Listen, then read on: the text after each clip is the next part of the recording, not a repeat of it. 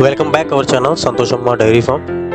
ఈరోజు మన డైరీ ఫామ్లో కొత్తగా ఒక ఆవును కొందామని అయితే డిసైడ్ అయ్యామండి. డిసైడ్ అయ్యి మా బ్రదరు, నేను మరియు మా ఫ్రెండ్ ముగ్గురం కలిసి మన కారులో అయితే వెళ్ళడం జరుగుతుంది.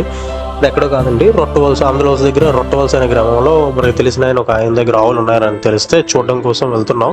చూద్దాం అక్కడికి వెళ్ళిన తర్వాత ఎలాంటి ఆవులు ఉంటాయి ఏంటి అనేది మేము మాటల్లో డిసైడ్ అవుతున్నాం, ఏం తీసుకోవాలా ఏంటి అనేది. అక్కడికి వెళ్ళిన తర్వాత చూస్తూ పలువురు అయితే వెళ్ళడం జరిగింది. అక్కడికి వెళ్ళిన తర్వాత రైతు అయితే లేరు అక్కడ.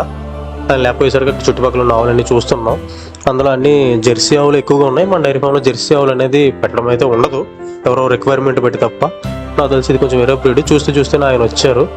రాగానే ఇక్కడ ఏదో కొత్తగా ఒక బ్రీడ్ పట్టుకొని వచ్చారండి. తమిళనాడులో జల్లికట్టు ఉంటుంది కదా, జల్లికట్టు ఆడతారు, ఆ తాలూకు బ్రీడ్ ఒకటి ఉంటుంది. దాన్ని క్రాస్ బ్రీడ్ తెచ్చినట్టు ఉన్నారు నాకు తెలిసి. ఒకసారి అడగదాం ఇది ఏంటి ఎలా ఉంది ఏంటి అన్నది. ఓకే, దించడం అయితే జరిగింది. ఓకే, మంచి ఫాస్ట్ మీద అయితే ఉందండి ఆవు, చాలా ఫాస్ట్గా ఉంది. అక్కడి నుంచి దాన్ని దించిన తర్వాత ఆయన ఏ ఆవునైతే మనం చూడాలనుకున్నామో ఆ ఆవునైతే నెక్స్ట్ ఇప్పుడు మనకి చూపించడానికి వస్తున్నారు. దానికట్టు వస్తే ఇది జెర్సీ మరియు నాటు మిక్స్ అండి. దీన్ని పూట అంటారంట. ఆ మీద లైట్ గోపురం ఉంది చూసారా, ఇట్లా పూట ఆవులు అంటారు, నాటు ఆవులు.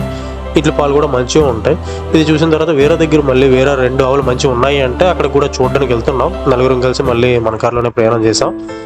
ఇది వచ్చేసరికి కొత్తకోట రమణ గారు అండి. ఇక్కడ రెడ్ సింధి ఒకటి ఉంది, ఆయన తెప్పించారు అక్కడి నుంచో.